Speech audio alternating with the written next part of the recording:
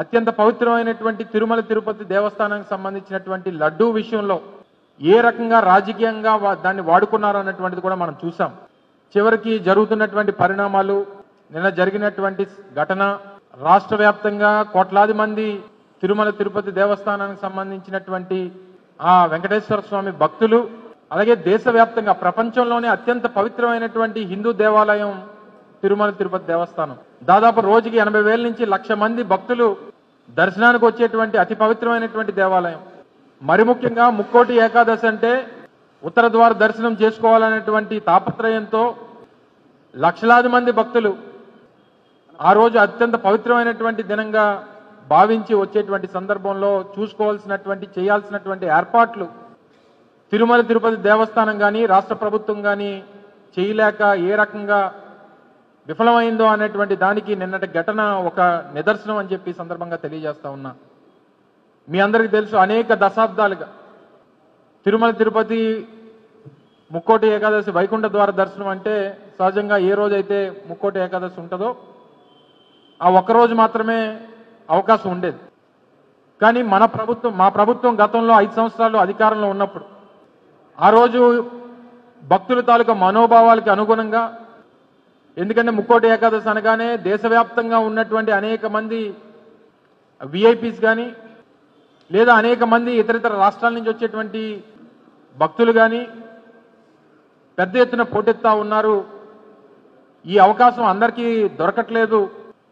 ఈ యొక్క సాంప్రదాయాన్ని కనీసం ఒక 10 రోజులన్నా వైకుంఠ ద్వార దర్శనం మనం అవకాశం ఇస్తే కనీసం 10 లక్షల మంది కన్నా మనం ఆ వైకుంఠ ద్వార దర్శనం చేయించుకునేటువంటి దానికి అవకాశం కల్పించేటువంటి వాళ్ళం అవుతామని చెప్పి హిందువుల తాలూకా మనోభావాల్ని, భక్తుల తాలూకా మనోభావాల్ని ఇవన్నీ కూడా పరిగణలో తీసుకొని 10 రోజుల పాటు వైకుంఠ ద్వార దర్శనానికి అవకాశం కల్పించినటువంటి ఘనత గత ప్రభుత్వంలో జగన్మోహన్ రెడ్డి గారి నాయకత్వంలో తీసుకున్నాం.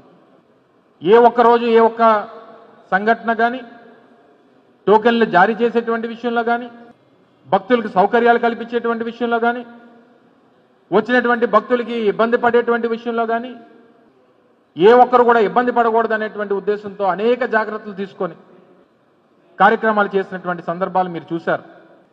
కానీ వారు అధికారంలోకి వచ్చి 7 మాసాలు పూర్తయింది. తిరుమల తిరుపతి దేవస్థానాన్ని రాజకీయానికి వాడుకున్నారు. లడ్డూ వ్యవహారాన్ని రాజకీయానికి వాడుకున్నారు. లడ్డూ విషయంలో దేశ స్థాయిలో, ప్రపంచ స్థాయిలో హిందువుల మనోభావాలతో ఆడుకున్నారు. చివరికి ఏ రకంగా చంద్రబాబు నాయుడు గారు, కూటమికి చెందినటువంటి నాయకులు అబాస్పాలయ్యారో చూసాం. ఈ లడ్డూ ఏదైతే పవిత్రతని మంటగలిపేటువంటి ప్రయత్నం చేశారు.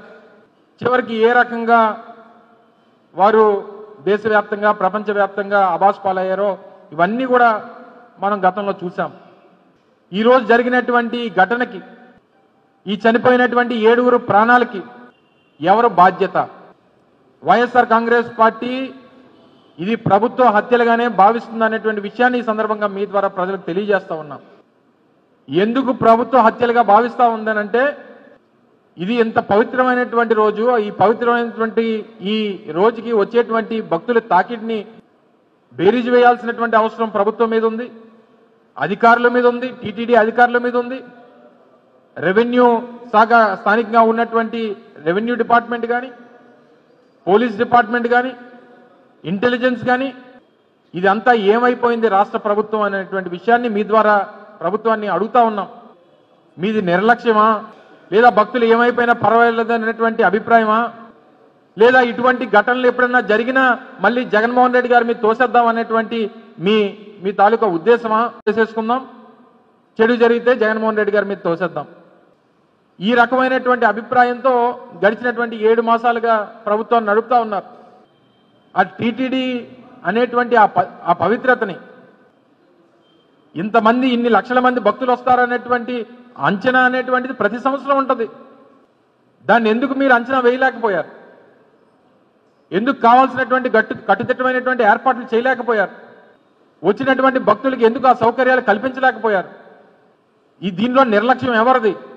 ప్రభుత్వాన్ని నడిపేటువంటి ముఖ్యమంత్రిదా, లేదా టీటీడీని హెడ్ చేసేటువంటి చైర్మన్దా, లేదా ఒక శక్తిగా మారి ఈరోజు అక్కడ టీటీడీలో అన్ని వ్యవహారాలు చూస్తున్నటువంటి అక్కడ వెంకన్న చౌదరిదా? ఎవరు దీనికి బాధ్యత వహిస్తారు? అది నిన్న ఆశ్చర్యం ఏంటంటే, నిన్న టీటీడీ చైర్మన్ గారు మాట్లాడినటువంటి విధానం చూస్తే అసలు ఆశ్చర్యం కలిగించింది. అలా ఆయన రావడమే చైర్మన్గా వచ్చి రాజకీయపరమైనటువంటి ఉపన్యాసాలు, రాజకీయ ప్రసంగాలు, జగన్మోహన్ రెడ్డి గారి మీద నోటుకొచ్చినటువంటి మాటలు మాట్లాడినటువంటి చైర్మన్ గారు నిన్న మీ తాలూకా వ్యాఖ్యలు చూస్తే, మీ ప్రెస్ మీట్ చూస్తే అసలు మీ మన పేరుకే అక్కడ చైర్మన్గా ఉన్నాం తప్ప మన పని ఏం లేనట్టుగా కనబడతా ఉంది. అక్కడ ఆయనకి ఇంటెలిజెన్స్ చెప్పిందట, గొడవలు అవుతాయి, తొక్కిసలాట జరుగుతుంది, జాగ్రత్తగా ఉండమని చెప్పారట. కానీ మనం పట్టించుకోలేదనేటువంటి మాటలు చెప్తా ఉన్నాడు ఆయన. మీరు ఏమైనా నామకా వాస్తే చైర్మనా? మీదైనా బాధ్యత ఉందా? లేదా ఈ జరిగినటువంటి ఘటనకు బాధ్యత తీసుకొని మీరేమైనా రాజీనామా చేస్తారా? లేదా ఈ ఘటన జరిగినటువంటి దానికి కారకుడైనటువంటి ఆ జేఈఓ ఎవరైతే ఈ వెంకన్న చౌదరి, చంద్రబాబు నాయుడు ఏదన్నా ఉంటే నేను చంద్రబాబు నాయుడు గారితోనే మాట్లాడుతాను తప్ప నేను ఎవరితో మాట్లాడాల్సినటువంటి పని లేదని మాట్లాడుతున్నటువంటి ఆ వెంకన్న చౌదరి గారిదా? ఎవరు దీనికి బాధ్యత తీసుకుంటారు? ఈరోజు చనిపోయినటువంటి 7గురిలో 5గురు ఉమ్మడి విశాఖపట్నం జిల్లాకు చెందినటువంటి వారు 5గురు చనిపోయారు.